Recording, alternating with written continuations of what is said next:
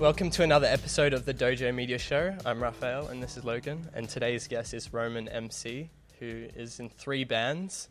I met him about 6 years ago in Melbourne at an Ethiopian restaurant doing some freestyling. And it's great to have you on. It's good to be here. I forget that's how we met, actually. Yeah. It doesn't feel like that. And we run into each other every like 6 months in West End or something, or at a Use of Days concert. But I want to start off with your name. So how'd you come up with the name Roman? Well, Roman is my name. Oh, it's your name. Then I was like, if I'm going to MC, I want to keep it simple and stay grounded. So Roman MC.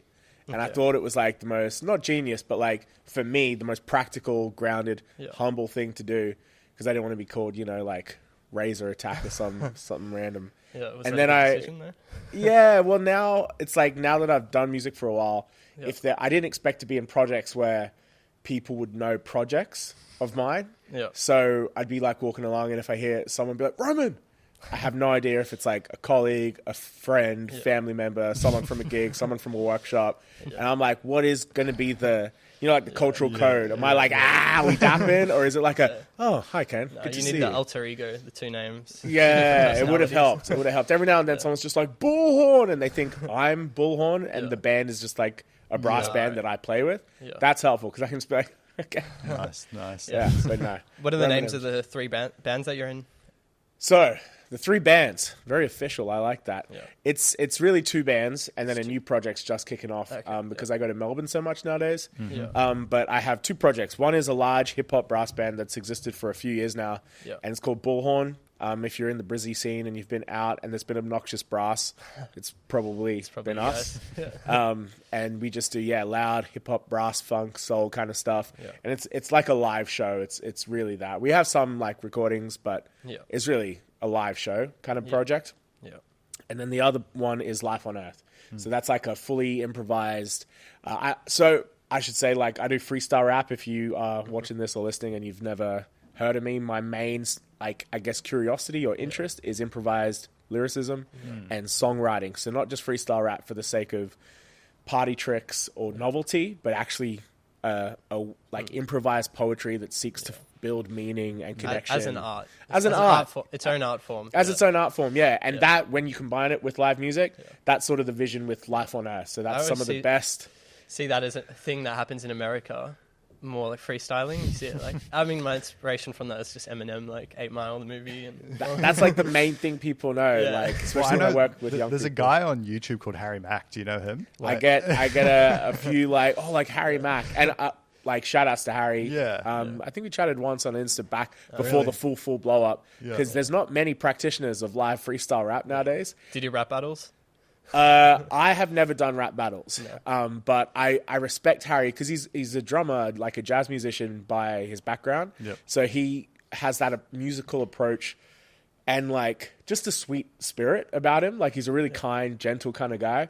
So the lyricism that he does, it's always playful, good wordplay.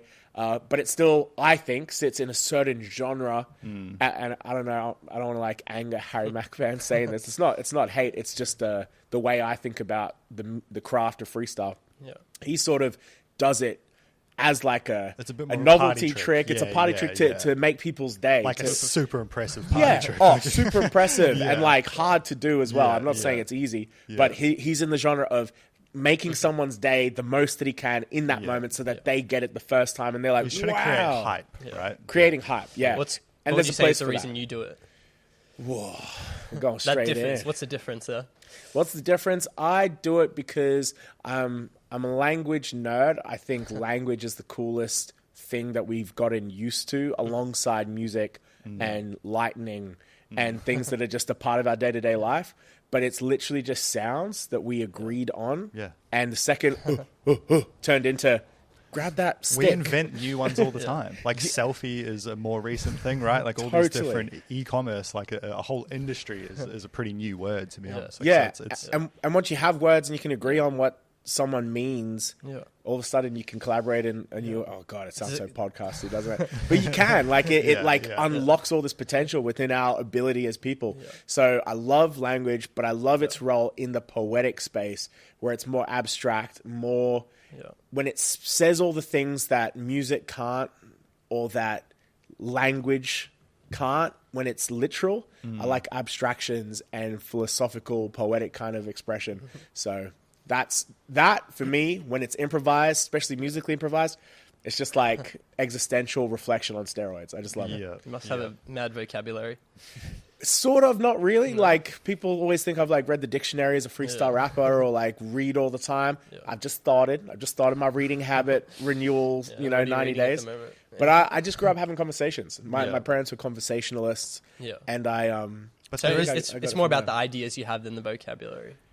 I think so. Yeah. And I teach it and I do workshops in it. Book me. I do workshops in it and stuff like that. I'm just playing. But the main thing that I always end up like breaking down with, whether it's a student or a group, it's less about learning how to rap and more about learning how to coexist with discomfort and having a perspective or a mindset. So you're not even afraid. You're not trying to look cool or to impress, and you're not afraid of looking dumb. And once you're free of those two things, then you can just play. Then you're in the playground and you just have the most fun. You would have had that fear when you first started out, wouldn't you? That you to be so quick on your feet, though. Yeah, that's it to me. To me, the fear is actually the technical side of it, of having to, like, I love rap, right? Sometimes I'll hop on a beat, I'll be able to freestyle 2 or 3 lines and then just come to a dead end because it's like, all right, I've used up the juice that I've got. Sure. How do you just have a mental bank of rhymes? For instance, I've heard Harry Mack say that it's I can't remember what he compared it to, but he compared it to something else that we do on a daily basis where you just kind of like, we know our pin number kind of thing. It's like, so there's certain numbers we have memorized. Why can't you do that with certain words, was his kind of mindset. How do you just have a mental bank of words? How do you not run out like 3 lines into it? I kind of have a whole different approach. So I do think everyone's a freestyler first and foremost, and I love to hear that you actually do some freestyle rap, so we can get into some of that. Do you want to do a little? I mean, I'm just saying, we've got everything we need. It's usually like songs that I'm super into, so I'm real familiar with the beat, and I just like can hop onto it. Sometimes it'll just be a beat that I've never heard, and I think of a line, I'm like, damn, got to write that down. Yeah, hell yeah. I think it's not so much about having like a bank for me, though you can do that. I think it's more about, honestly, it's a part of like the core thing that I work with young people with, hitting what you're saying when you run out of juice, that choke point. You hit a choke point. So a freestyle is almost like swinging like Tarzan from vine to vine, and you just you grasp at new rhymes that connect or new topics. You get into that flow state. You're in flow state, but then every now and then you just reach out and there's no vine, and that's the cortisol spikes. Your brain kind of hits that flight or fight, and you just freeze, and every part of you wants to stop. Usually there's a shame response involved where people are like, nah, and they'll like, hide themselves, make themselves small, all those typical things. But if you can hit that choke point, recognize it, and eventually turn, I'm trying to say it concisely, but basically recognizing that from that point, that's when you're truly freestyling, because you're having to improvise with what you expected would happen. Then in that place, it's more about having a bank of flows and musicality that lets you go, and I don't even know what to say, but let me play, let me come my own way, and like being able to bounce off it and kind of use it like a launch pad into a new idea that you wouldn't have discovered otherwise.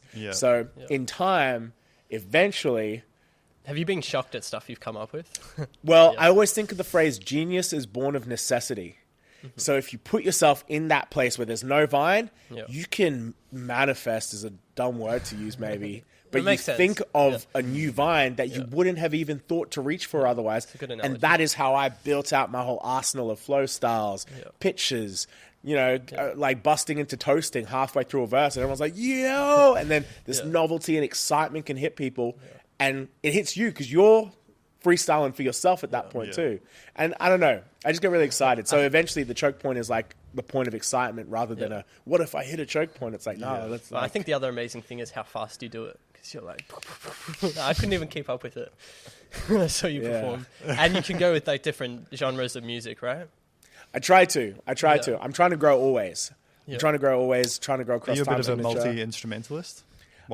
In the lamest possible way. So I can like hit a chord on a guitar and then freestyle for like 3 hours just using that one chord and vibing out. And then keys are similar. I can do very basic. So it's not like local musicians where they're like, I dabble a little bit, and then they're like cranking out classical gas. It's like I actually can play a few chords. But yeah, guitar and keys, and I used to play saxophone. So was your upbringing really creative? Not at all. Things were you into? No? No, I wasn't. I mean, I was around music. Like my parents, shout outs to Seychelles, migrated from Seychelles to Australia. I was born here, and we grew up listening to like Bob Dylan and Bob Marley. There's not too many people from there in Australia, is there? No. It's like a country with 95,000 people entirely. So pretty rare. So it's like if you meet another Creole, statistically, it's insane. And immediately you're just family. So all my aunties and uncles, they're just people from Seychelles. They're not necessarily blood family, but it's just like, we out here. Like, it's the we out here within the existential we out here. Have you been back? Once when I was 3, and then like in 2019, just before the pandemic. Yeah, I got to finally go back as like a sentient adult and like see the places that like we'd grown up listening to stories about. It's very cool. Felt at home the second you walked off the plane? Not really. It's a strange thing. It's that first generation migrant experience. I don't know if you've experienced it or if you guys have that sort of experience, but you kind of grow up in a place as the other. So I was always like the brown guy in my suburban kind of white friend circle. And then went to Seychelles like, bam! And everyone's like, this Australian boy, what's he doing here? Like home isn't home. Yeah, and they don't see you as a Creole necessarily. Or they'll be like, Roman, don't you speak any Creole? Huh? And I'm there like, just a little bit, you know. So it's a strange little in-between. But I think I like that. Because I think having a sense of being other reminds you, and I'm not trying to get too philosophical here, but I think it's let's healthy. Get philosophical. All right, let's go. Green light. I think it's healthy because you get reminded of the discordance of your existence, and it's actually okay to not entirely belong. Think of a Nazi. The Nazi who was feeling like he didn't entirely belong, or she didn't entirely belong, maybe was a little bit closer to being a human in that circumstance, because you're there like, you know, that gif, are we the baddies? You know, it's like you've got to keep a sense of discordance. When I was 17, I was staying at this American hospital in Mexico. And when I was there, everyone was speaking English. All the Mexican doctors spoke perfect English. And then I go off to the beach and nobody spoke a word of English. And I was like a different person. Like in one place, people knew me, I was something. And then I walked outside and I'm like nothing. It was really interesting. And I just talked to people on Google Translate and they'd be so interested in where I'm from and all. Isn't that insane? And how cool is tech for making that possible? Definitely. I'm a bit of a tech nerd for the era that we're in, especially with travel. Where you're just like, so easy. It makes everything so convenient. You can talk for hours. I have to potentially pull away from the podcast. Maybe we'll cut this out. But I've just noticed a gap in our wall. We have to fill that. For listeners, we need to fill 2 gaps in our record wall. We may be right back. You can put QR codes to things we're talking about. You into records? No is probably the short, honest answer, but I like them. Like, I respect and like the idea of it, the quality of it, the whole tactile collectorness. I buy records for friends who collect them, but I actually just have never gotten into it because resources and money in it. This shop wasn't too happy with inflation going on. He was like the first thing people stopped buying is records. So of course, hopefully we can help him out with that. It's tricky. No, I mean, I feel like I'm part of a dying breed buying records, but I have to be that guy as well. It does just sound so much better.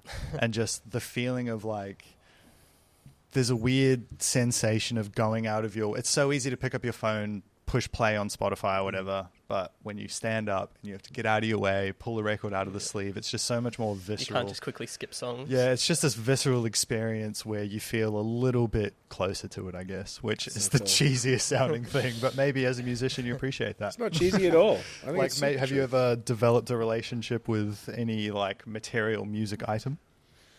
Yeah. You say you love tech. Like, what about your little... Tell that. No. Old iPod Nano or something? Actually, Apple, like, iPod, which I think it was just called iPod back then. Yeah. And it was just the circular interface with the, like, menu, play, pause, skip, back. Yep. And it was the first time in my mind, I was like, what? I can have 1,000 songs on this? Like, as a kid, you know, you're just like, it's mind-blowing. That held a lot of special memories because I had like my friends who just pirated. So Did you pirate it? Well, I can either confirm nor deny. But Those are the days. Did either way, break one of your either way, I computers? had multiple albums on that Every thing. kid thought they were so cool doing that. Yeah. Bluetoothing songs like to people in the back of the bus kind of thing. It was also cool when you paid for a few and just listened to them on repeat. This is all I can afford. Yeah, and I think you felt differently about it. I remember when I was like growing up, it's controversial now, but Michael Jackson's History album. Yeah. I got that for Christmas, and I was like, oh my God. Like, I was such a little MJ fan. Yeah. And then I listened to that maybe for like 3 years. Yeah. That Well, you even mentioned Bob Dylan before. Probably my favorite thing I own would be a collection of Bob Dylan's albums, like his first 50 albums, just in a box set. Yeah. I remember buying that one day, spending like $400 on it, just being like, "Oh, this is the best thing ever." Wow, do you still have it? Yeah, absolutely. It's just annoyingly CDs, so I wish I could get vinyls, but that would probably cost thousands to get all of them. Yeah. What about on the other level of performing live? Do you think that's just a whole different experience, listening to music on phone or whatever? Oh, I feel like you're the type of guy that's at gigs every week. If you're not performing, you're watching someone perform. That's my goal. I don't go out as much as I wish I did because I get busy. And then a night off is like, oh my God, I'm staying in, But I want to get out more. I think live music, man, you're going to make me nerd out. I think it's like something about human beings creating together in harmonious patterns that layer together, sometimes like chords and harmonies literally, but just like drums with bass, like different frequencies, different rhythms coming together. Then you get like chordal harmony. I think there's something about it, let alone the human voice singing when that's happening. There's like something about live music that since the very first time I saw it, like proper live, not like a guy in a suburban shopping mall on the synthesizer doing like a... What was your first show? I honestly think I was in West End, and I was at... I can't remember the name of the bar. It's changed names like 5 times now. Shout out to gentrification. But there was... Kazman was there from Dubmarine, who was the front man of this band called Dubmarine. They don't gig anymore, but they used to... They were just like this huge, epic... live force, and I remember they once did a Powerhouse Prodigy Fat of the Land show where they did like these covers. They'd gotten all the synths exactly from the album, and it was just like epic. But I saw Kazman in West End just at a bar with like one other person, I think just Keys, and they're doing like lo-fi reggae or something, and just then already I was like, this is the maddest thing ever. This is crazy. That's when you knew you wanted to do it? Not that I wanted to do it. I just loved it. Just love being a part of it. Loved it. So you start off more as a music lover than a... Always, absolutely. Yeah, I was getting into... My first kind of gig or performance was literally just me. I was at film school at the time. Went out with like cheap film school, like broke students. So we were hunting for like little like pub deals and things like that. I think it was like $5 steak night back in the day, which... nowadays it's just the most ludicrous thing ever. But stealing it from them, basically. Yeah. And we were there, and there was like a band playing, and they were doing covers, but they were playing like Stevie Wonder. I think it was like Superstition, and I was just like, the groove was so tight. Like they were such a tight band. And this big Filipino guy, Noel, shout outs to Noel, he was the front. I tell this story to young people when I'm doing like engagements with like young high schools and stuff, and it's like, he was this larger-than-life character who, through this crowd of audience, saw me sat with my friends, just waiting for our food to come out. But I didn't realize I was vibing out so hard that in my era of getting into freestyle rap, just privately, like no one had ever heard me rap, not even like my partner or anything. And I was just there like, when you believe, and I'm just like, believe, things that you don't. And I was kind of sort of rapping. And just across, like, watching the show, I started to realize he was going like, bro, you want to jump up, holding the mic out?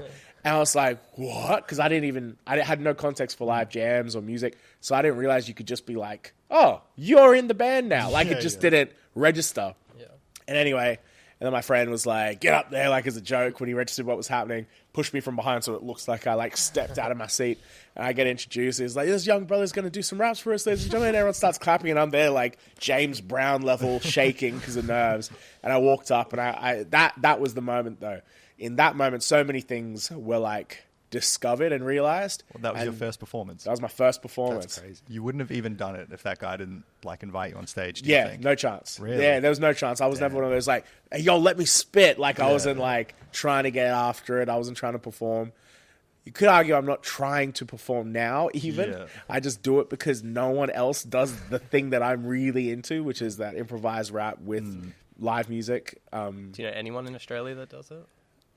I know sick freestylers. I know some dope rappers, dope freestylers. I would just say they're my personal favorite rappers, but like, I don't think they have the same passion to perform and get after it in the live music experience. They're more like, they like studio stuff, and they're in that more traditional lifestyle of working on tracks. They're good. They love jamming. They love a jam, but they're not like trying to chase that live improvisational experience that just unlocks something that's more than the sum of the parts. You know, you haven't even mentioned, surprisingly to me, the audience side of it too, because what I love when I'm at a show is you mentioned the harmony of the instruments and the musicians playing together, but I love seeing the harmony of everyone smiling, everyone dancing. Like, if a beat drops, everyone kind of moves in the same motion for a while. That's what I love so much about live music too, and like that's something that you just literally cannot get in a studio recording. You can't hear chairs. I mean, you can in some chairs kind of thing, but you can't hear the real chairs or the real screams of an audience. So how important is that to you? Like, are you looking for interaction from an audience? Yeah. First of all, hell yeah. And like, that's the beauty of music, I think, that it makes everyone a community for that moment. And even if you had the biggest differences with someone, you could be like, yo, were you at that show? Man, I was at that show. That show was wild. And then all of a sudden you both, you kind of understand someone's values just a little bit. If you know you were both at the Jay Dilla tribute night concert or something, you're like, I already could tell we could have a chat because you must be into cool stuff. Yeah.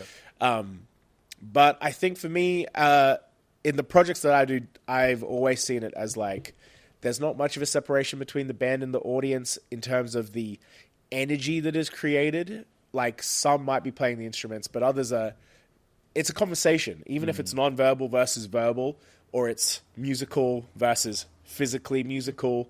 Everyone's having a conversation together. Yeah. So at like Life on Earth shows, the show, which we improvise kind of into existence every time, it's not just a jam, but we get like words to be the topic, and we try to co-design. We like co-create the show, and we ask people like for a word, or sometimes we'll ask people for two. Someone will say like tiger, and someone will say clouds, and then the song is really hard words. Yeah, and it becomes like the tiger in the cloud, and then I quickly try to extrapolate some kind of metaphorical meaning, or just channel it out as whatever. And then we've kind of both we've created something that wouldn't have existed if it was just me trying to think of an idea. And let alone getting people to sing. At Bullhorn, there's a lot of back and forth, but especially at Life on Earth. And I forgot to even mention the third project, which is starting up in Melbourne. It's called The Moment. It's similar to Life on Earth. It's improvisational, but it's different, and it's in Melbourne. So that's the main logistical difference. But essentially, I think people singing together, raising their voices together, naturally harmonizing or not harmonizing, and it being a bit messy and human. I just love it. Yeah. I actually remember one little conversation we had on the tram, I think in Melbourne, of you saying you loved the vibe there and it was all cool, but it was like too big and you loved being in Brisbane. Is that true? Or was Melbourne like your second home in Australia? I mean, I'm sure it was true when I said that, but I've been to Melbourne so much more since then. I work there so much. Like, I fly down, I work with schools, and then I do gigs. And I think something about it now just feels way more less overwhelming. So I see them. Is that a place you'd ever want to live for music? To I think I will live there at some point. One day, It's sort of like the happy medium between moving to Europe and being in Australia. Pretty you know much. what I mean? In terms of like climate-wise. What are you looking for in Europe that you get here in Melbourne? Sorry? Other than the climate, what are you getting in Melbourne that you could get in Europe? Well, you're like a train ride away from so many other beautiful countries in Europe. I haven't even been. Well, I guess what I just mean like... Just more the architecture or the vibe? Well, the vibe, I guess I say Europe, I really mean like Berlin or something like that. Right. Where it's like the layout is just a bit more European. The climate, when it's not absolutely schizophrenic and it's like heat, ice cold, snowing, sunny. There's something about that, but just musically, there's such an infrastructure and like a thriving network of things to discover, let alone the things that are explicitly clearly on. Like, my friends who have moved there have always said, man, the craziest thing is, and these are musicians who have a pretty critical assessment of what is a gig, let alone if you're into, general covers at the pub or whatever, but jazz musicians will be like, man, there's like 7 amazing gigs on a Tuesday night, and you don't know which ones you can get to. You So can't just find that that in sort of, Brisbane. just that kind of level of infrastructure with just population, and the scene has just evolved that way.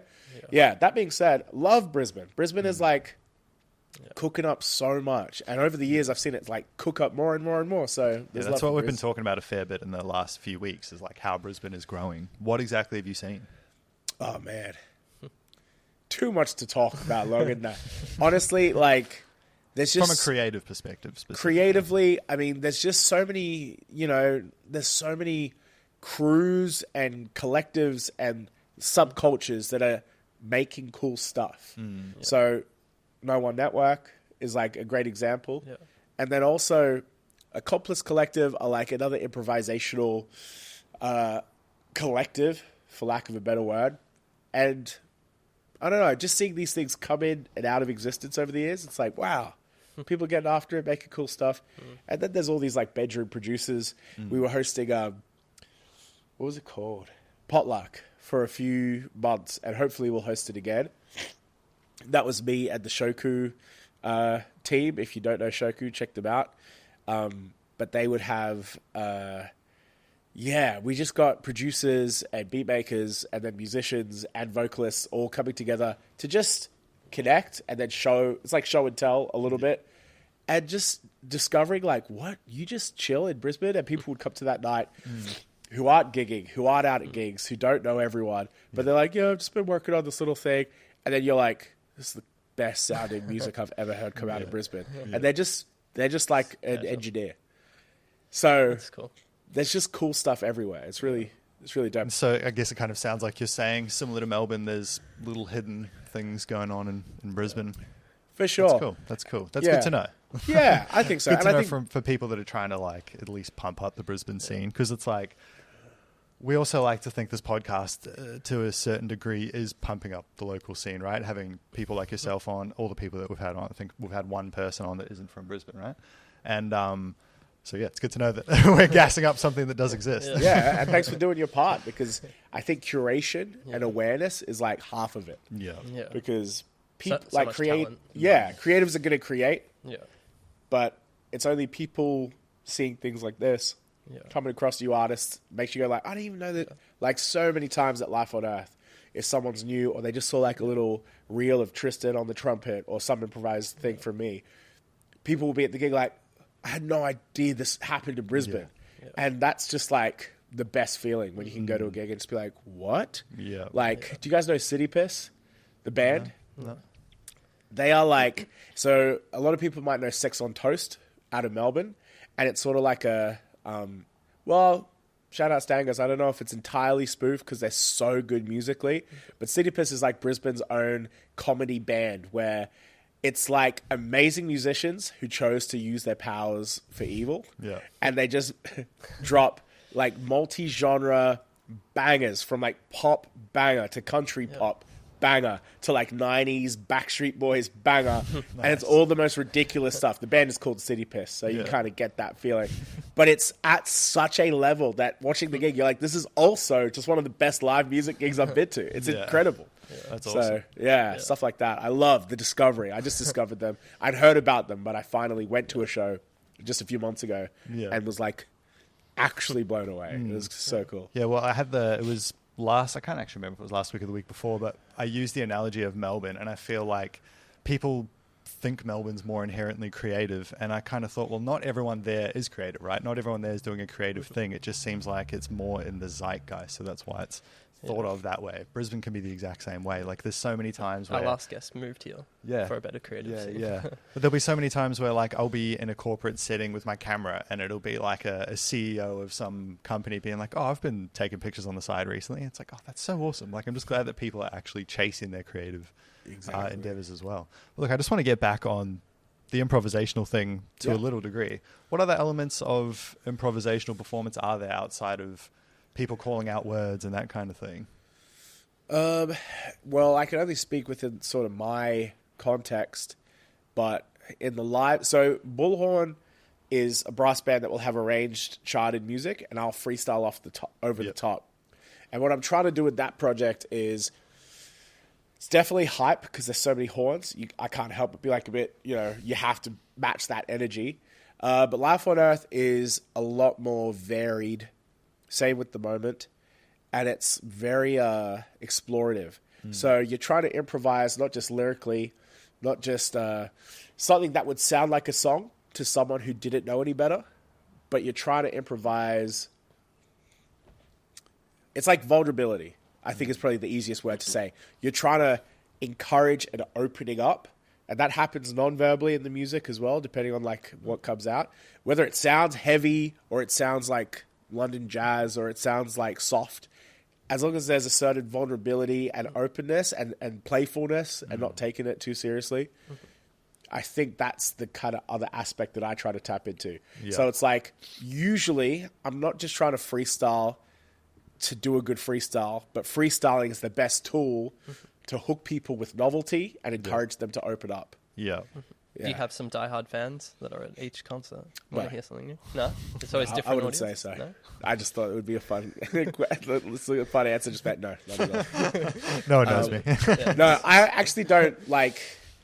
I don't think so, if I'm being honest. I don't know. Like, I really just don't. You wouldn't know. I just, like, chat to people, and I don't know, I'm a little bit naive sometimes because I'll be hanging out with people or at a gig. Sometimes it's at a party, which is a bit more understandable. But I'll just chat to people for a long time, and after all, I'll be like, oh, I'm Roman, by the way. Like, so cool. And they're like, oh, I know who you are. And I'm like, oh, what? And I genuinely just thought, we were just like, man, new friends. But that happens a lot at gigs. But I don't think about it like diehard fans at all. I think they're just people who love music. Yeah. And so we're still just people. Like, I really don't have some, like, Roman MC, I love that punchline that you spent. I could nothing like that. And I'm glad, like, because it's just playful. Like, it's just explorative playfulness. It doesn't need to... Yeah. I kind of like it's not a mainstream platform, idolized thing. It's just cool for nerdy people. Yeah. Yeah. Well, it seems like you are a bit of a music nerd and you love, kind of all sorts of genres. But what are the most fun genres, or actually what are the most difficult genres as well to improvise / freestyle over? Because jazz, I know, has a tendency for just switching real quick, like switching up. I'm sure horns have to be a similar way sometimes. If they're a bit jazzy. Yeah, I don't know.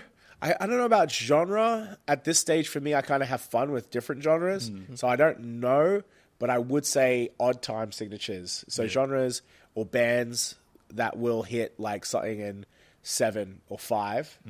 Typically, hip-hop is 1, 2, 3, 4 on a cycle. And the second that becomes a count of 5 or 7, and especially if it's 7... in a groove, shout outs to Nate McGregor, who's just one of the most beast drummers in Brisbane, who's just insane. He'll play like something in 7, but you'll be like, is this in like 12? I don't even know what's going on, like, because it'll just be so dynamic. But there'll still be a pulse and a groove. But I think freestyling in that context, it opens you up. Yeah. It opens you up in a way that is very outside of my comfort zone still, and I love it. Like, I get so excited. Do you need to be prepared? And know in advance? No. Well, I mean, you could say yes to that, but I choose not to be. Choose not to. Right. Win, lose, or draw. You just gotta. Do you mean like, does he know? Like, do you know the arrangements before? Yeah, that's what I mean. Yeah. No. In Life on Earth, no one knows the arrangements. The other players don't. So he'll start, and then everyone else is like, "Where's the one? Oh, there it is." So just jump on. The band's freestyling too. Yeah, 100%. So Life on Earth, the whole band freestyles. So what do you do in rehearsals? There's no rehearsal. You're going to show up on the day, like, right? Yeah, it's the Jeff Goldblum gif forever. It's just here's the show. Yeah. Well, there it is. It's just like a bunch of Reggie Wattses walking into a room and being like, let's go. Yeah. And it's fun because we never know what it's going to be. Like, we don't know. And it usually ends up being like free therapy. Never gets boring. Sorry? Never gets boring. You would think that. No. Yeah. It doesn't get boring if you go vulnerable. If you try to play it safe, and I think all the musicians who I've played with can like resonate with this. Yeah. I can't really play it safe, which is annoying for me because I wish I could just be like, G, major 7s, and just play grooves that, I could like. But if you try to play it safe, and I do that a little bit, like lyrically if I'm lazy, but if you don't play it safe, that's when all this, it's like a catch-22, you know, like when people say, I'm too tired to go to gym, but then like you go and you do a workout, and you're like, oh, I got all this energy. And it gives you energy. It's exactly the same thing. If you're like, oh, I'm so neurologically, like if I'm exhausted, I'm like, I don't want to be freestyling triplets in 7. That's crazy town. If you just commit to the bit, man, it's the most, it's like lightning hits, you know, and you just kind of like, I won't try to describe it because you can't.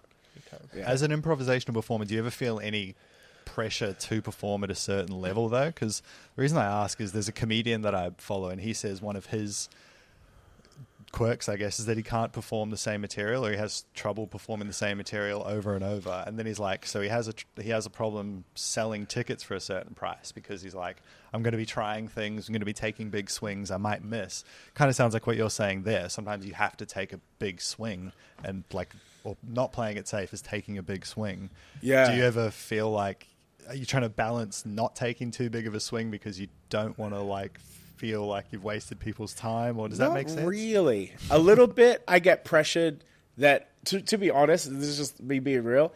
If we've charged like for a show, like Life on Earth has a ticket and people have bought a ticket, the one pressure I do feel is we need to do at least like 2 45-minute sets because people have paid for it. It's got to be time. Yeah, there's got to be enough. But we can fill it with shit. Well, not shit, but like it doesn't have to be to everyone's palate. Yeah. Because you can't please everyone all of the time. Yeah. And if you are, it's probably not an interesting show, I think. But I definitely get a bit like we said, it was 8 to 10. People have like babysitters and complex lives and work. So I think most musos in that space are a bit more chill. And I'm always like the band leader who's like, gosh, should we start? You know, everyone's like, oh, here we go. But it's like, it's not about me at all. I don't care. I'm like, I can run off 3 hours sleep. I probably can't actually now. But I always get a little bit hung up. Like, people have paid for this. We've got to respect them and their time so they can get back and relieve their babysitters. Like, so that's the one thing I get hung up on. But artistically, if you come to a show, you're like strapped in with us because we don't know. We don't know if Swampy, the bassist, is going to start doing a like just tones. Do you think people know this when they show up, or do you have a little precursor? You're like, look, guys, it might sound a bit funky for a couple of minutes until we get into it. Like, oh no, there's no precursors at all. No, sometimes like maybe there's some inadvertent like contour to the show where we'll drop like a trap banger style, like clearly impressive, like, how are they just making this up in the moment? And then it's like, now that we've won you over a little bit, we're going to get a bit weird. But generally, I also don't know. And I honestly don't think I care still. Yeah. Because the whole project was started not to build an audience, but to do that craft. Yeah, just have fun. Yeah. And now we get paid a lot more because people want to come and buy tickets to it. But we also just actually are still doing it for that reason, I think. I don't know. Maybe someone else is like paying rent with it, but I'm like, good.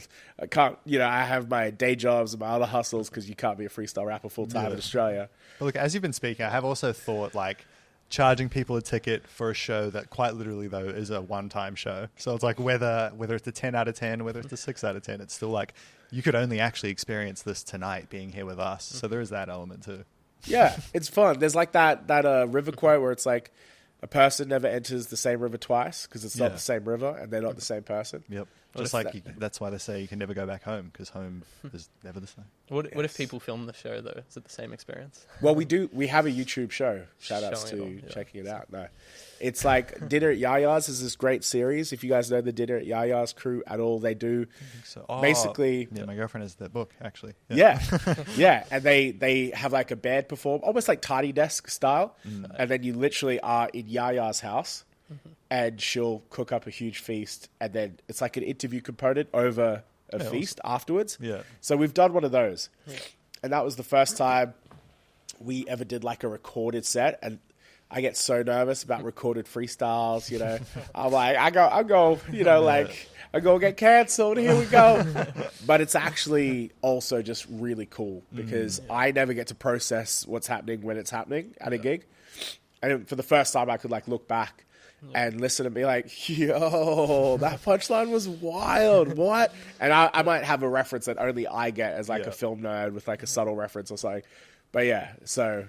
So you just mentioned getting cancelled, and you also mentioned your style being a little more artistic, abstract, I've got to assume a lot of that's in the subject matter, especially if you're worried about getting cancelled. Maybe something's going to slip out. What kind of things are you talking about? Is it are you talking about ideologies, life? Are you talking about parties, money? What kind of things do you generally lean to? Is it always different?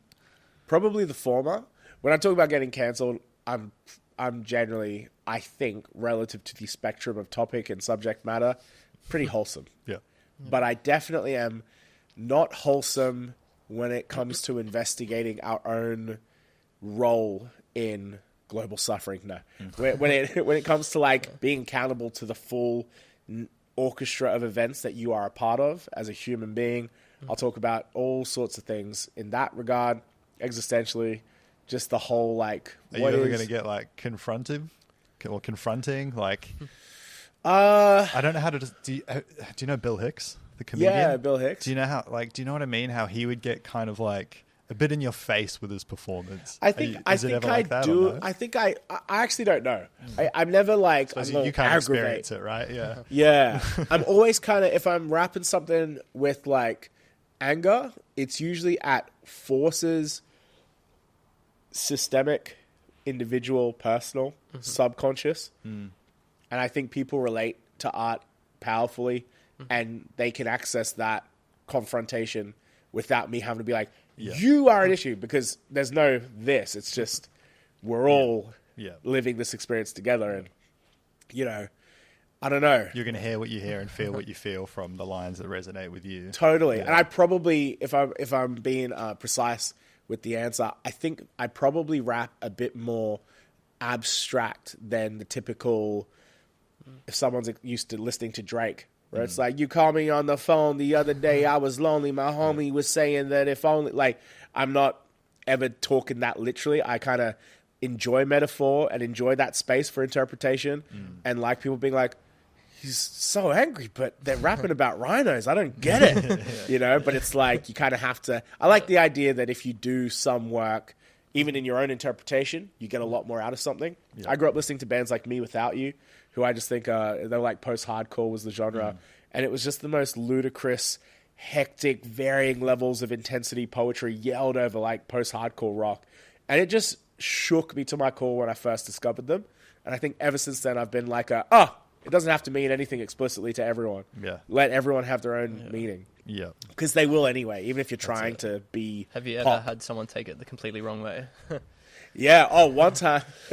One time we had two words come out, and it was vibrancy and monarchy. And because it was the last song of the night, I got really confused in that moment. I was just like in a head daze from so much like high speed freestyling. It was this beautiful, beautiful jam that ended up having no raps almost, and just like this like cycling sung thing that everyone got on, and it was just like crazy harmonies and just this almost like I hate to say it, but almost like a church feeling of just like everyone just tapping into that harmony. Like, you know, when things cycle with harmonies, it just becomes epic. And you say there's no raps. Like, is that because you can hear that and you're like, I don't need to add to it? Like, I just can sit back. It's like sometimes the best choice is not going to be raps. It'll be, you know, just melodic stuff or nothing, and just let the music do its thing. But in that moment, when I was kind of singing verses, and I got confused between monarchy and matriarchy in my mind at the time. Like, I know what those two things mean, but at the time, even though they'd said monarchy, I was just thinking of matriarchy. So I was thinking about, in my mind, I was thinking about my mom, and I was singing this kind of like shout out / honoring love song to my mom. And it was like vibrancy of the monarchy still holding me down. Memories of the monarchy, like this whole thing. But also it kind of flipped, because holding me down has such a double entendre with like colloquially it means, you know, keeping me grounded and humble, but holding me down literally like suppression and, you know, oppression. It's fully worked. But the song was so like beautiful and like, I don't know what the word is, like ethereal that it ended up just meaning so many different things to other people, because it was like, yo, this is like a wild way to comment on white imperialism and colonialism, and like everyone's like, damn son, this is heavy. And it was just this one phrase, holding me down, and people were singing it, like getting on harmonies, and it was like, you could just feel this energy, and the whole band was like, what are we doing right now? At the end, you're like, I love you, Mum. And everyone's like, what the fuck? Well, I kept it. That's why I keep it subtle too, because you can make errors like that. And everyone's just like, genius. And you're like, yes. Yeah. Genius. I meant that. I just thought of that as a funny thing. Someone going up to preach and just coming up with freestyle. Yeah. It's just a random thought. For me, even when a gig feels a bit too churchy, I'm a bit like, all right, shut it down. Really? Like, let's get out of here, y'all. I'm not religious at all, but I can enjoy like some gospel music. Some of it's just really nice to listen to. Like so much, yeah. Kirk Franklin. I don't know if you know any Kirk Franklin, but like beautiful. All of his songs are about Jesus, but they're beautiful. It's insane. He's done a feature on the new Jacob Collier album that is like so hectically arranged in the harmonic movement of those voices. And you're like, I don't know, maybe there is a little something going on. I don't know. Like, it's so beautiful. Yeah, maybe he's touching something that we're not. Yeah, well, I always think that like whatever higher energy exists in the universe, I think music is one of those things that, I mean, like Love Supreme and the kind of jazz legends that were literally trying to talk to God in their music. I think music has always been understood as like this connection to the divine, to the kind of ethereal other things, because it's just math and wiggly air. Like there's no reason why it should move us and be so universal. But it is. Every culture, every time.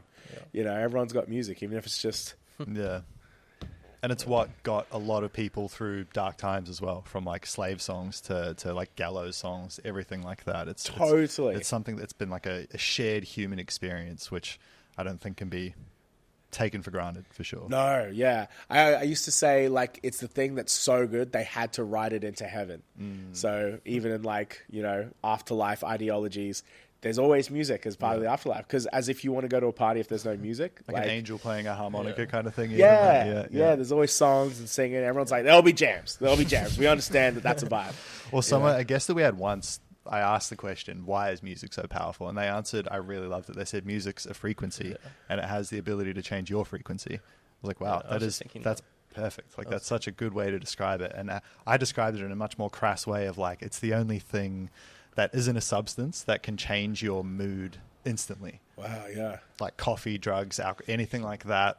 Music does the same thing. If you hear a beat that can make you dance or hear something that makes you cry, it's the same thing. And I get, Ebony Ruth, shout out to Ebony. She just put it in a much more succinct, clean way of saying it's a frequency, but I think that's the idea, right?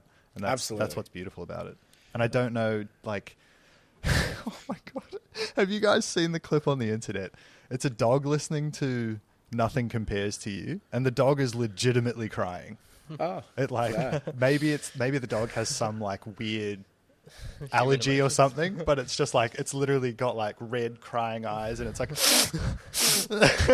and you can hear Nothing Compares to You in the background. The reason I bring that up is like, we say it's a human experience. Can other animals / species experience or make music or appreciate music, do you think?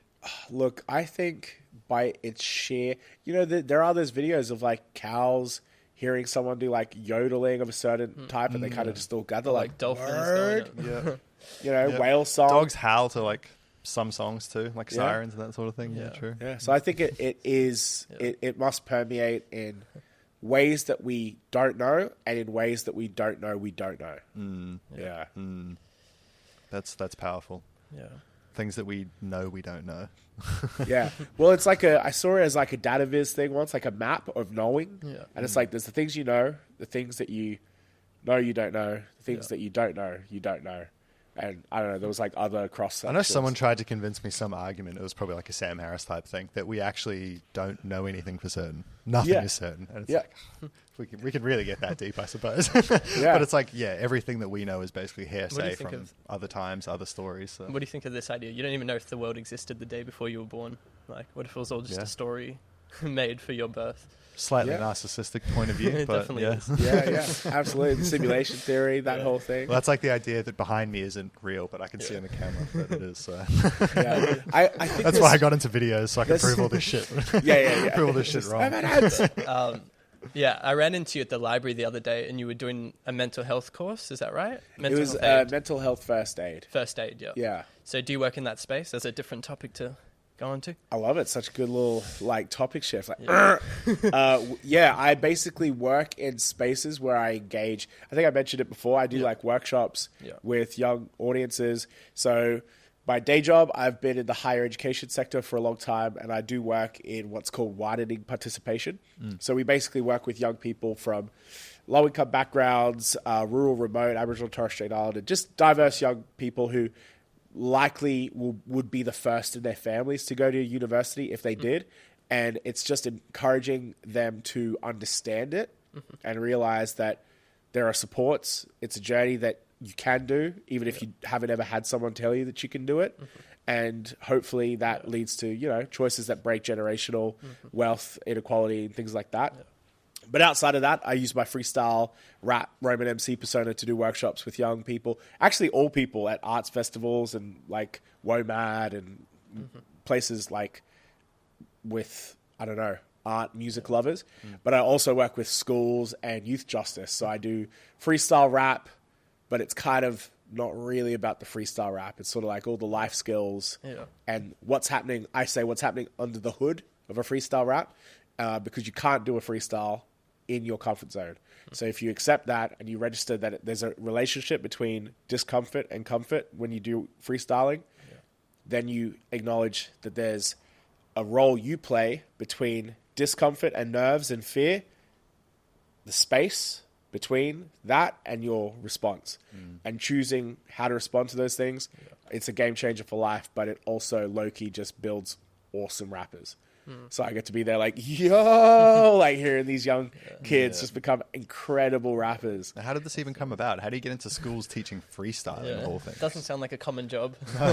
No, well, it only started because Bullhorn would play at festivals, and then occasionally festivals will ask bands, like, do you guys want to do a workshop as well? Right. And Bullhorn, it's a big brass unit, so it was a bit tricky some festivals to do like a brass workshop.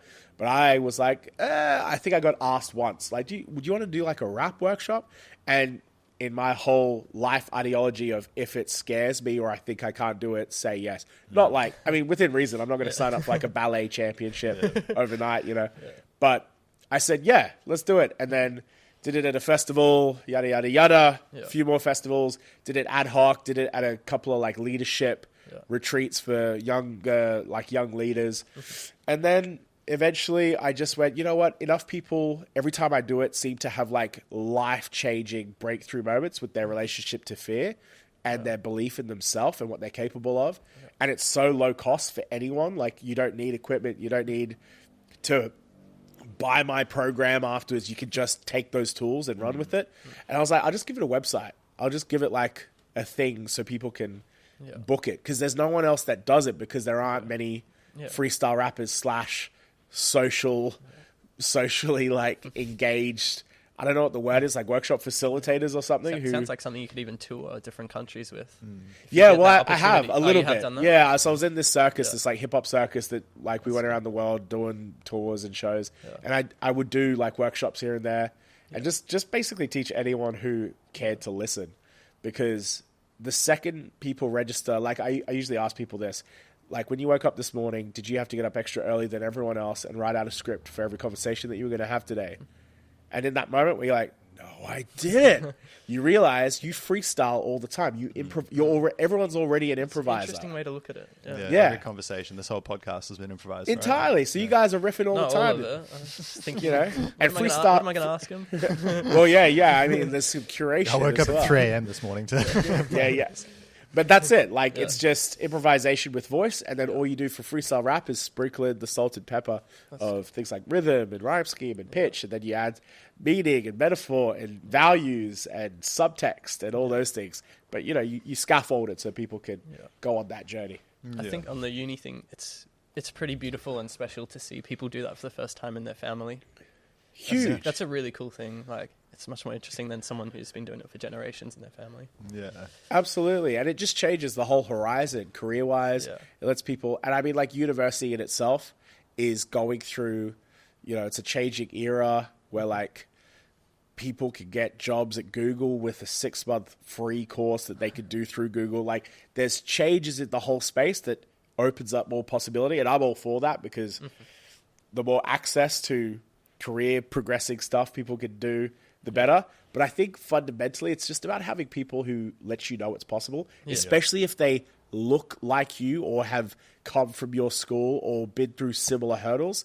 Just knowing that there's people who look like you or kind of you resonate with, and you're like, oh, if they did it, I can too. I think that's the fundamental thing at the core of the work that I do. How do you make them feel like that? How do people, and I guess, get inspired from you and see that you've done well? Well, I don't do I do some presenting around career development stuff because it's a lot of that career development piece. But in the widening participation space, it's always young people who are at uni from communities like theirs or from backgrounds like a younger students who are doing the storytelling, because that's, it's just more relatable. It's more impacting. I still share my story because I also just believe human beings, if you're being really authentic, everyone can relate to anyone if you just can do it with enough tact and awareness. But in that space, typically, it's all about role models. Who are your role models? Growing up and now, I guess. Damn, just quick little like... because it has to evolve, right? Absolutely. The first one that comes to mind is my mom. And I know that's like an answer many people would say, but she was genuinely like this bizarre, one-of-a-kind sort of... She was just like she was world leader class character and intellect and heart. She was like a traveling journalist, TV journalist from Seychelles. She was like the first news anchor on television when the first TV channel was born. And then she interviewed all these political, I don't want to say the wrong names, but like Yasser Arafat, and held like world leaders to account during times of crisis. And she was just this powerful force and like strong feminist and a strong kind of liberation oriented person. And also just the most like relatable, empathetic, down to like, I always used to tell her like I would have paid her to be my mentor if I wasn't already her son, because every chat I was like, yo, bars. Like, she was just so wise. She passed away in 2016, so that's why I'm using past tense. But she was so wise to a point where it still orients me now. Like, she was such a great moral leader / parent. It feels like an experience money can't even pay for. Never. Like, never. But it's like also just like a sweetness that goes beyond death, like love, and we're talking grief now, really. But like that, she still remains absolutely one of my role models, because I'll know in any dilemma I have, I'm like, I can already tell the advice she would have given me about this, and I know what the right option is. If everyone like, but the money's so good, or like whatever it is, generally speaking, if you're really honest, you kind of know right and wrong usually in a dilemma. So her. Musically, Black Thought from The Roots has just been a huge inspiration for me. I picked up my first Roots album in like a bargain bin at JB Hi-Fi. It was like a $5 hip-hop labeled album. I had no idea who The Roots were at the time. This was years ago. And I just bought it. I remember being like, looks like a fun time. $5, why not? And then I drove out of the JB Hi-Fi, put it into my thing. I think I immediately pulled over because the intro track rolled in, and then Game Theory started, and there's this drop of the drums with the sample of these horns, and Black Thought, boy, look how I started that. Look, I'm a part of that. Downtown Philly, where the cops got a problem at. Like just wild, impactful flow with Questlove on drums. And it was my whole, like, again, it was like a certain becoming moment of like, this exists in my life forever. One of those, that's one of the feelings that I always wish I could chase, like hearing an amazing song for the first time. Yes. You can never repeat that. No. And just being like, wow, a sound that wasn't there before in my life is now here. Oh, can't beat it. People with dementia can. Yeah, I guess. That's a great That's the best thing about having it, I think. You can watch your favorite movies over and over You again. can show other people, which is something, because you get to witness other people who like it as much, not just be there like, it's great, right? Like, if they like it, you get to witness that. But I think also, when you think of how many songs exist out there that are just going to hit like that, and you just have to discover them, it's literally like Pokemon is real. You're like, oh my God, but you're there's never so going many to great catch them moments. You can never catch them all. That's the best part. You could. You could try every second of every day and you wouldn't. I'm curious for you guys, what was like one of those standout moments of like first time that you heard something and you were just like, what? This exists? Like, what was that for you? Musically, fuck, so much, man. So much. Like something from the top 10. Doesn't have to be number one, from the but top something 10. From the top 10. You mentioned Bob Dylan before. Bob Dylan in a way that he would use his not amazing voice in such a storytelling way that was inspiring. In terms of hip hop, there's like Nas, like the aggressive, something like New York State of Mind, just that beat coming in, something like that. Oof. Radiohead's a massive, like so many of their songs. Honestly, could just go on for hours about huge, just different. Like Going to California by Led Zeppelin is a specific song I've always thought. Like I remember the first time I heard that, I was like, holy shit, this is different. So many, amazing.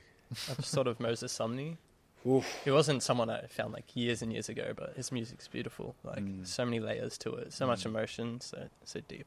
There's actually a song I've been meaning to send it to you recently because it's a song that, for whatever reason, it just builds this inspiration in me and just makes me want to live a fucking life. Whoa, what it's is called it? Glass Houses by Marabou State. Oh, we'll have to play it after the episode. It is just something about it. I don't even think too many people would like it. It starts it's very like ethereal in the beginning almost. Yeah. It doesn't really have any vocals till like 2.5 minutes in, and then it's just like a high-pitched female singing for the last like minute and a half. But it's just fucking gorgeous and I love it. And every time, it's one that right now, every time I hear it, it just makes me dream big, makes me aspire big. I was going to send it to you because I was going to be like, we need to do something with this song someday. That's my rollout soundtrack. I can't wait. I'd never listened to jazz before at all, and I'm not like a huge jazz person, but when I went to Ethiopia and heard it live there, I was like, oh, it's beautiful. Live shows, I saw the Blues Brothers a few years ago, and I'm not even necessarily like a huge Blues Brothers fan, but they were by far probably the best thing I've ever seen live. Wow. Outside of Tool, because Tool's another band that just the first time I heard them, but Blues Brothers, because they're probably like in their 70s now, the originals, and they're just so, the command they had on stage, the tightness of just everything, like nothing was missing a beat, but it was mainly the stage presence that shocked me. So I was like, for a bunch of old guys where probably half the people in the audience, including me, don't even know half your songs as well, aside from like the Blues Brothers movie kind of thing, they just had everyone moving, like all ages, just moving from side to side the whole time. And it was that I occasionally just like get goosebumps thinking about that, because I'm like, that's an experience where I wish I could just how amazing is that? It truly was. It was great. Do you have a live music experience like that, right? I haven't been to too many live shows. I love filming them. I get into it. Filming it, it's like another filming. It's a different. It's a different level. But the first and only like major concert I've really been to is Eminem, which was like amazing when I was 12. I just saw this rumor that he's coming to Australia, but I don't know if it's true. It's probably not true. Wait, did you say the first and only, as in you've only filmed them since? Sorry, like for the Eminem show? No, I mean like as a viewer. Yeah, but he's asking, have you been to a concert since? Just like local stuff. Yeah. Local stuff. Okay, but not like big concerts. No, nothing like that. Yeah, wow. Fair play. Yeah. I mean, local gigs are right up there as well. Yeah. Like, those could hit as hard. I mean, the more we film it, the more I appreciate it. Like, there's so many talented people. Yeah, I've honestly, I was thinking about this the other day. I found I now probably listen to less of my like favorite go-to artists because I'm so much more tapped in with what's happening just like around me as well. So I will just listen to like a random dude in Brisbane that has like 20 Spotify listeners kind of thing. And it's like, Such a good chapter. Yeah. That's awesome. That's something that like I've always wanted to see, I guess, because I come from New Zealand and I always like was always around musos there, but I was never really around like the creation of it, so I never really knew where it was coming. But now just being more on the inside of it is so cool. So good. And it does also make you appreciate like the high, like something I have noticed as I go to a smaller local band and you notice that there's something missing, that like a giant band, the stage presence, again, something about it. I don't know. What do you tap stage presence down to?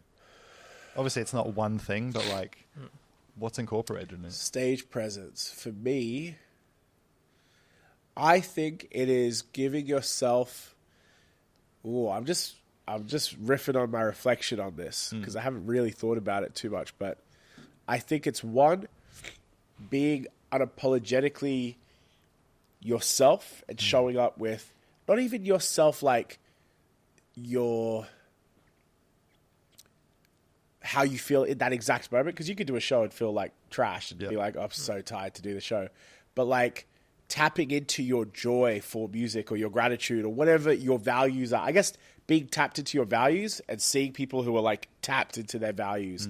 And what that does is usually it means they're tapped into something that makes the purpose or the reason or the why to them being there in that moment slightly larger than themselves.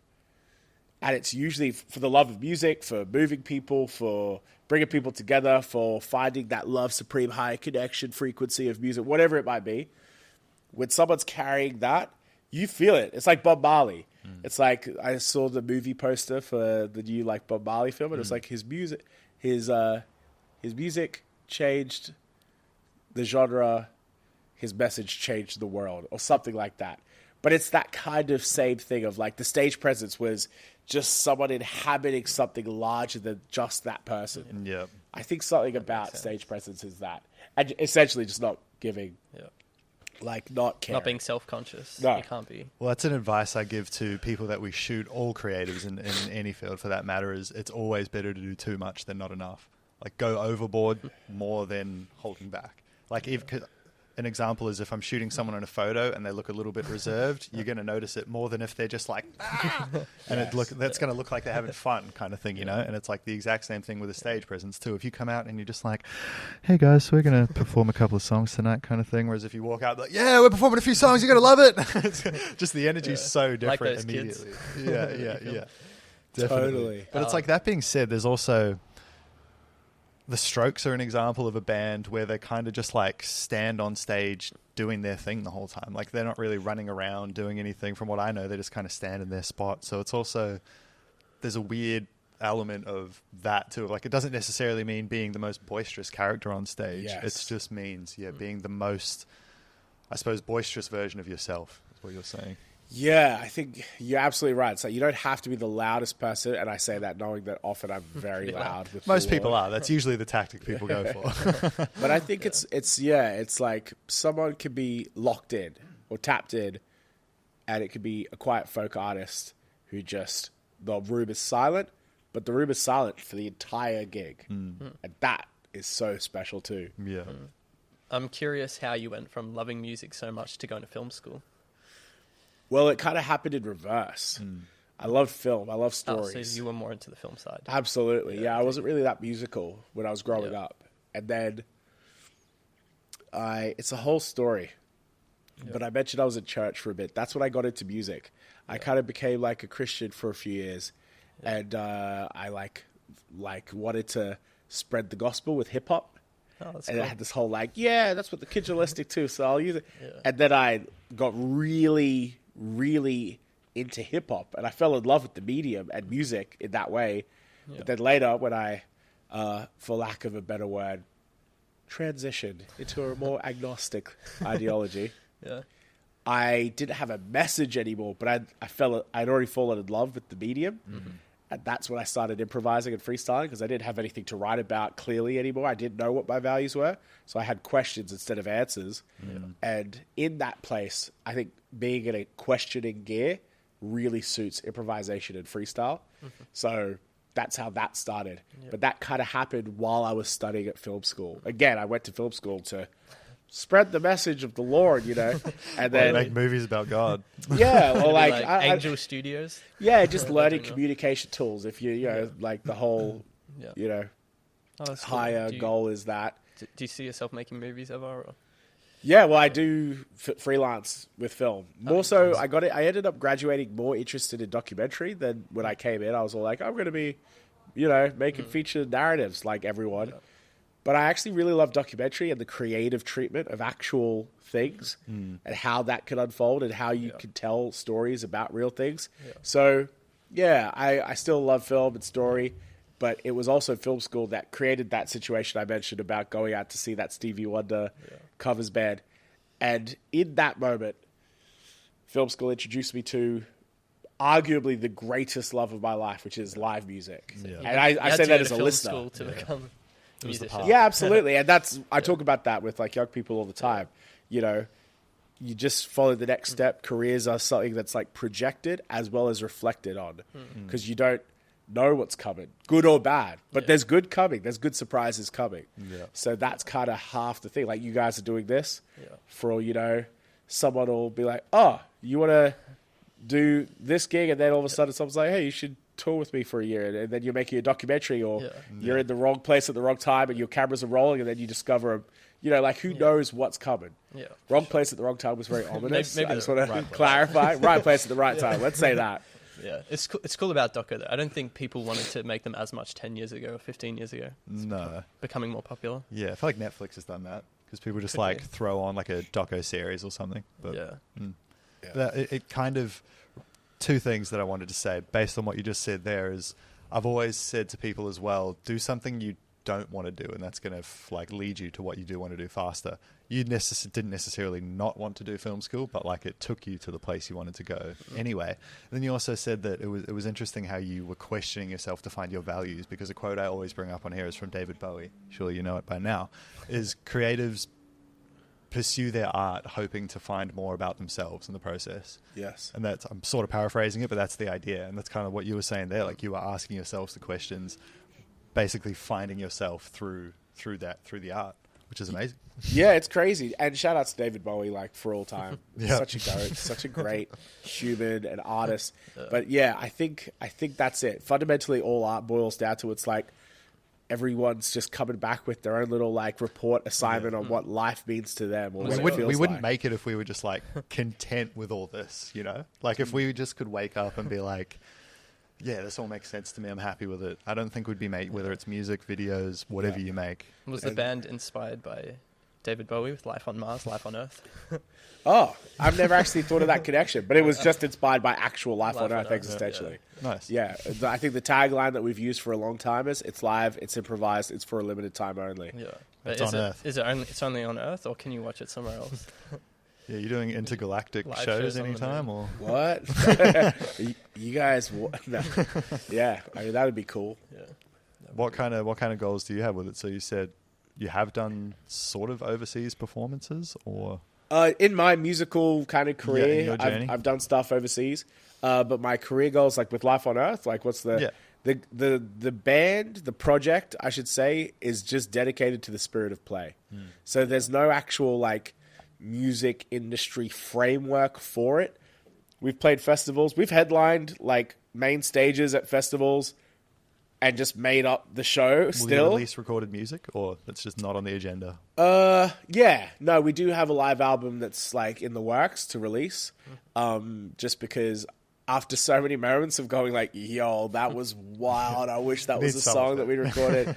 There's been so many moments of people like, man, you know my favorite song by you guys? I just get angry that I'll never hear it again. Like, so we're like, we should record some stuff. And the YouTube Dinner at Yaya's concert is there. So I want to do more stuff like that, because I found great comfort in live music shows on YouTube over the pandemic. Yeah, I just zoned in on all kinds of cool new artists. Top 3. I loved Tiny Desk. Let's shout go. Out. There was a Takeaway Show, is also awesome if you know them, and Colors. Colors is a classic. Yeah, Colors is so good. Yeah. I thought you meant 3 like specific performances on YouTube, which I'm happy to go into. You can do that as well, but I think I know those better than actual platforms for it, to be honest.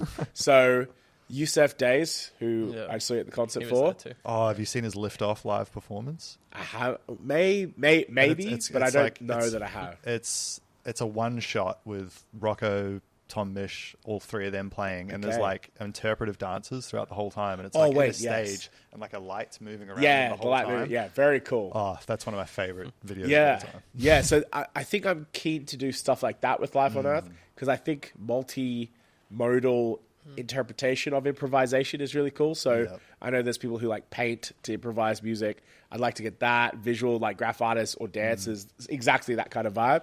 That would be cool. But some of my favorites from YouTube are Yusef Days, Abbey Road Studios with Palladino and Alphabet. Was it Love Is the Message? And Love Is the Message, yeah. And it's just that one shot. Yeah. And it's just like this one track shot that just goes across everything, and it just channels that. I call it portal opening. Like, it's just that feeling of like, yo, it's going in. Like the verticality of life just opens up and you're like, there's a My lot. girlfriend heard that song in the background one time and she was like, it sounds like you're playing like you're versing a boss in Sonic or something. And I was like, that's so is it. Like it's just that feeling of like going through like, that running guitar through riff particularly. Yes, that's such a huge call. That's huge. About that channel Circle.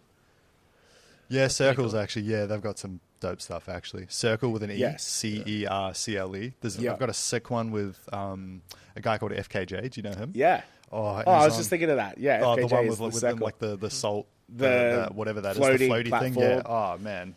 Yeah. If that made sense to anyone listening, Yeah. listen to FKJ live on the floaty thing. Yeah, you'll know it because it's just a person performing on the ocean. Yeah, just in the middle of the water.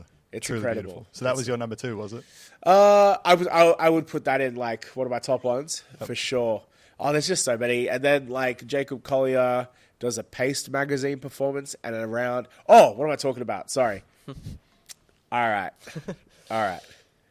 Tigran Hemassian.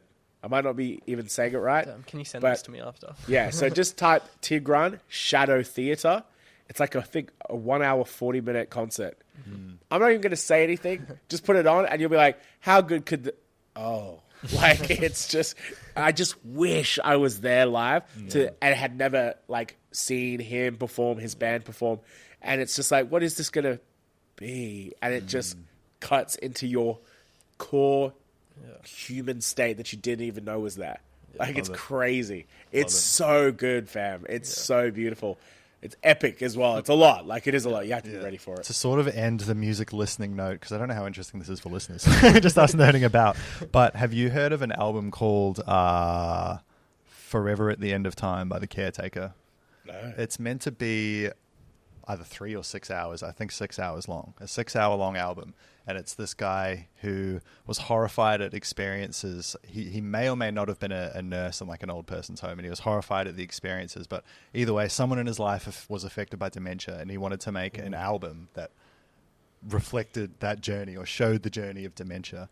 And it is like, you can watch people reacting to it on the internet, like a few hours in, that is bursting, like sobbing in tears. It sort of starts with like really old classical music, and then it starts removing elements, and then like certain things start getting distorted, and by the end of it it's just like white noise kind of thing and absolutely chaos. I haven't personally been able to do it because I'm like, that's a journey that you've got to set aside a day for.